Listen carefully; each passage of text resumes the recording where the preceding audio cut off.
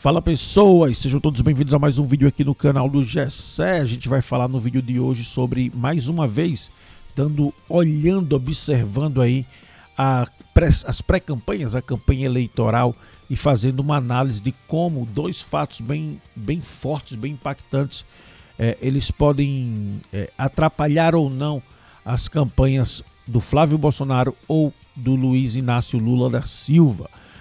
O áudio, Flávio Bolsonaro falando com o Vocaro, até o camarada que está preso, que é um dos donos aí do Banco Master, o camarada principal aí, o alvo de todas as atenções no que diz respeito ao Banco Master. E outra é a taxa das blusinhas, que simplesmente o Lula dormiu e acordou, né? Dormiu pensando numa coisa e acordou pensando noutra. A mesma taxa que ele criou, ele descriou. Então essas duas coisas vão ser analisadas pelo nosso comentarista Berg Pessoa. Peço que você fique comigo até o final e, lógico, que você também deixe seus comentários aqui, o que você acha, o quanto isso atrapalha ou não as candidaturas destes dois cujos, Flávio Bolsonaro e Luiz Inácio Lula da Silva. Vou ali só um adendo aqui que saiu ontem, dia 16, né, sábado, mais uma pesquisa, desta vez da Datafolha. A pesquisa foi bem objetiva, ela perguntou aos entrevistados se o segundo turno fosse hoje, em quem você votaria, Lula ou Flávio Bolsonaro, e mais uma vez deu, na última entrevista em abril da Datafolha, fazendo a mesma pergunta, tinha dado 46% para Flávio Bolsonaro e 45% para Luiz Inácio Lula da Silva. E o resto é nulo, enfim, não votaria, enfim. Desta vez, a de ontem, dia 16, deu 45% para um e 45% para outro, ou seja, também, né, um empate, dessa vez empate técnico, mas empate mesmo, né? Claro que a margem de erro é 2 para mais, 2 para menos. As entrevistas, vale ressaltar que ela foi feita no dia 12 e 13. O escândalo, né, o áudio do Vocaro com o Flávio Bolsonaro saiu no dia 13. Então ainda não tem um real impacto nesta pesquisa, né? Mas nas próximas, com certeza, a gente vai sentir o impacto disso, mas já vale comentar a respeito disso. Foram entrevistadas 2.004 pessoas, mais precisamente com 16 anos ou mais, né, no Brasil. Aí você confia nessas pesquisas? A gente sempre pergunta porque a gente mede aqui o nível de confiança das pessoas a estas perguntas, a essas entrevistas, né? Então vamos embora, vamos com ele. O nosso comentarista Berg Pessoa vai falar primeiro sobre esse áudio e como isso pode ou não impactar nas intenções de votos de cada eleitor brasileiro. Fala aí, Berg. Amigos do canal de Gessé, beleza? Berg falando. Hoje eu trago 2 pontos para a gente comentar, certo? Lembrando que a informação pode não ser de primeira mão, você já pode ter visto falar sobre, mas trazemos nossa opinião e o refinamento, né? A gente descasca a notícia para você. Então vamos lá, o primeiro ponto hoje, ainda sobre o caso Flávio Bolsonaro, Daniel Vocaro, todo mundo já está sabendo, né? E eu fui pesquisar sobre todo esse burburinho, de fato, o que está acontecendo. O Flávio Bolsonaro está cometendo alguma infração, algum crime em ter adquirido a doação para fazer o filme do seu pai, o Bolsonaro? Não, juridicamente ele não comete crime nenhum, né? O problema é a questão moral, porque o Daniel Vocaro ele foi preso logo em seguida, né? Os repórteres da Globo chegaram e tentaram coagi-lo, né? Lembrando que estamos no momento de pré-campanha política, ele é o candidato da direita, né? Até então, acho que ele e o Zema vão sair à presidência. Então isso desgasta a sua imagem, isso pesa muito nesse momento. Mas crime ele não cometeu, mas moralmente ele está sendo muito massacrado. O problema maior, sobretudo, é porque foi questionado a ele. Você está em conversa com o Daniel Vocaro? Ele falou que era mentira. E ele depois justificou que falou que era mentira. Por quê? Porque ele está na pré-campanha e ele sabia que os adversários políticos iriam usar isso contra ele. De fato, estão usando. Quem não queria, sendo adversário dele nesse momento, trazer uma bomba dessa? Mas crime, juridicamente, ele não comete nenhum. Certo? Vamos ver. Quando os repórteres chegaram da Rede Globo questionando, ele soltou essa bomba aqui, ó. Ele jogou lá pro repórter. O Daniel Vocaro doou 160 milhões ao programa do Luciano Huck. É dinheiro sujo porque estavam dizendo que o dinheiro era sujo. No instante, os repórteres titubearam, ficaram caladinhos e mudaram o tom da conversa, que até então era atacando, era coagindo e ameaçando, né?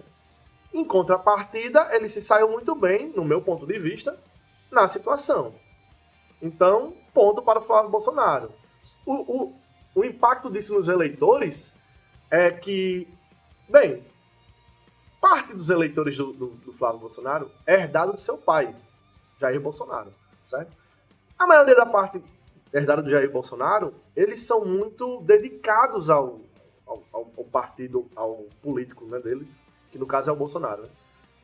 E a parte que, vamos dizer, seria do centro, que é aquela que não vota nem um lado nem no outro, essa parte ficou balançada. A parte fiel, nada vai mudar. Eles sempre vão defender o Flávio Bolsonaro como o Jair Bolsonaro com os dentes. Mas a parte, né, central ali, que é dividida, que é aquele... Que, na real, esse peso, esse público do meio central é quem define a campanha política. Então, essa parte deu uma titubeada, o pessoal aí ficou, né, questionando, em dúvida, lembrando o que eu falei. Criminalmente, não cometeu nenhum crime, né, mas moralmente pesou a situação, pesou. Mas só pesou porque o Daniel Vocaro, né, se envolveu em uma situação que acabou sendo preso, né. Se não fosse isso, seria mais uma campanha, mais um filme, como tantos outros, que com certeza arrecadam fundos privados, né? Então, essa foi a minha primeira informação e essa é... Manda a bola pra você agora aí no estúdio. Um abraço. Valeu, obrigado. Pois é, tá aí. Sua opinião aqui nos comentários é o quê? O que é que você acha? Impacta ou não impacta? Você que vota no Flávio Bolsonaro, mudou alguma coisa? Diga pra mim aqui, diga, mudou sim. Ou não mudou, continua o Flávio Bolsonaro. Você que vota no Lula, às vezes tem quem assista, né? É nossa intenção alcançar todo mundo. Então, você mudaria ou continua no Luiz Inácio Lula da Silva para presidente da República? Pois é, a outra coisa que aconteceu se refere exatamente a ele, né? A famosa taxa das blusinhas, né? Essa taxa das blusinhas que foi pelo próprio Luiz Inácio Lula da Silva, presidente do Brasil, foi feita para um aumento aí das arrecadações do Haddad, carinhosamente apelidado por Taxade, que coloca talvez um dos maiores cobradores de impostos do Brasil. Ah, meu Deus do céu, é muito imposto.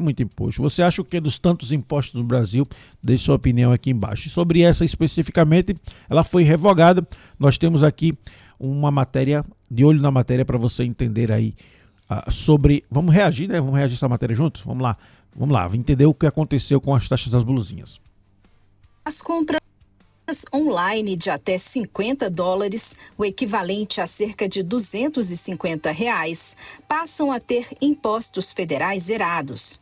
A medida provisória assinada pelo presidente Lula isenta a cobrança das tarifas que ficaram conhecidas como taxa das blusinhas. Depois de 3 anos em que nós conseguimos praticamente conseguimos combater o contrabando e regularizar o setor, nós podemos dar um passo adiante.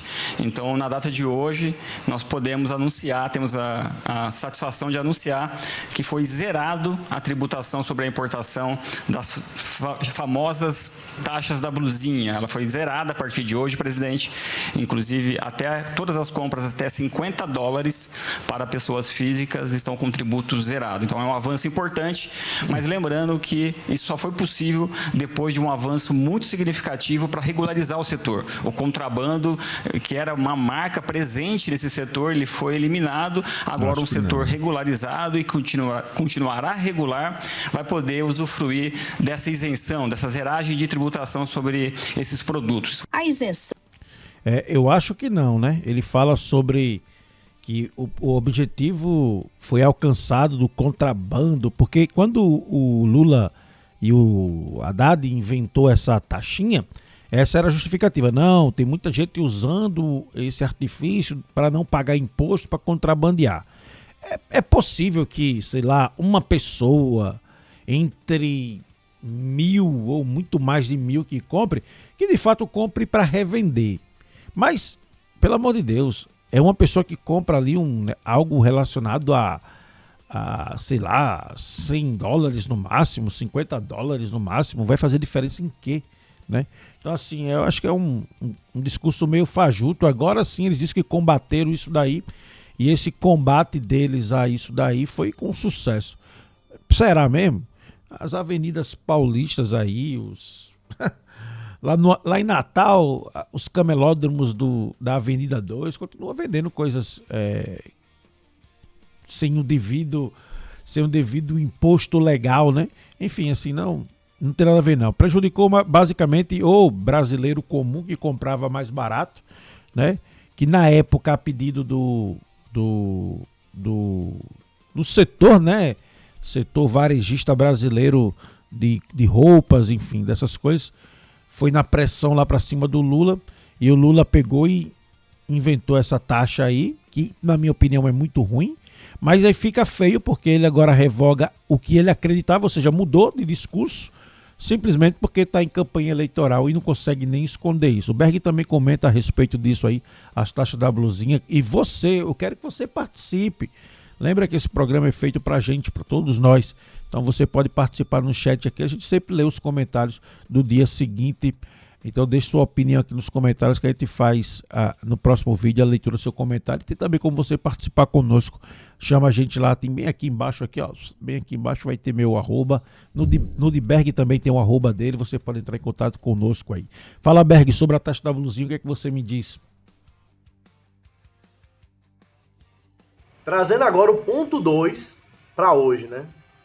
Taxa das blusinhas. Vamos lá, agora em contrapartida, o adversário político do Flávio Bolsonaro, o atual presidente Lula, que tenta se reeleger, ele criou uma taxação, né? O seu ministro da Economia ali criou uma taxação sobre a famosa taxa das blusinhas, né? Mas não é só, não se restringe só a blusa, se restringe a tudo que for comprado no exterior, importado para o Brasil, até $50. Então ele criou uma taxação, né?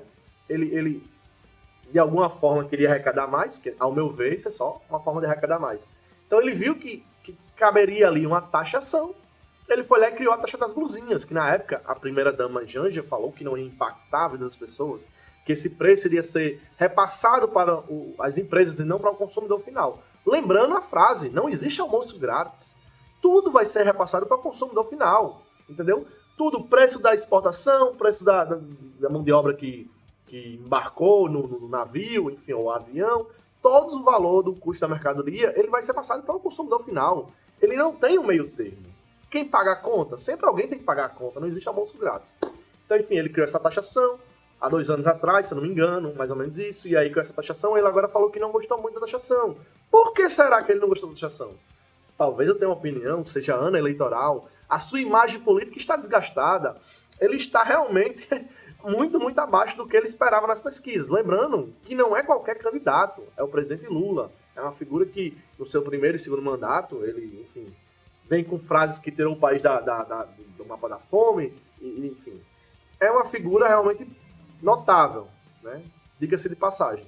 Mas que deixou muito a desejar, até mesmo o seu próprio eleitorado. O próprio público de esquerda questiona-se algumas coisas.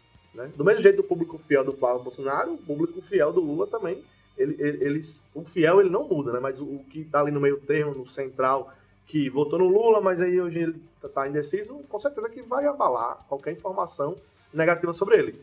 No meu ponto de vista, tirar essa taxação é um ponto negativo. O governo está entregando que está tudo mal, que as coisas não vão bem, então vamos tentar uma solução. Vamos cortar aquela taxação que a gente colocou lá atrás, e aí vai impactar no bolso das pessoas, e as pessoas vão, de certa forma, gostar, vai subir nas pesquisas.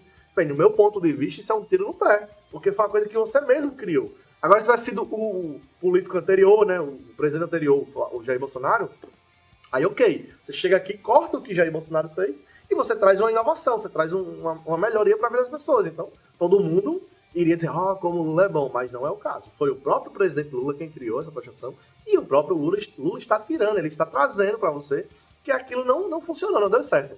Minha opinião, um tiro no pé, e digo mais, se ele se reeleger, ele volta 3 meses depois com essa taxação. Se não for 1 mês. Então eu acho que foi um tiro no pé o governo ter tirado essa taxação. Na verdade já foi um tiro no pé ter colocado, mas como eu falei, ele quer arrecadar mais e mais e mais impostos, então ele achou esse ponto aí. Acho que, cara, eu não sei quantos impostos ao certo, mas posso pesquisar isso em outro momento e trazer o dado, mas, caraca, mano, ele criou muita coisa que não deveria, ao meu ver, né? Porque o certo, meu ponto de vista, como empreendedor que eu sou, é você reduzir a folha, você cortar despesas e não aumentar. Isso para a empresa, para o governo, enfim. Mas é só a minha opinião. Então é isso, Jessé. Um abraço, mando para você a bola. E fiquem com Deus, eu encerro por aqui minha participação hoje. Valeu.